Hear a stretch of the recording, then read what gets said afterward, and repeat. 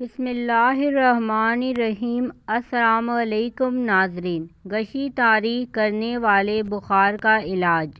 اگر کوئی بیماری کی وجہ سے بار بار بے ہوش ہو جاتا ہو تو پانی کا چلو بھرے اس آیت کو پڑھ کر دم کر کے بیمار شخص کے منہ پر مارنے سے شفا ملتی ہے۔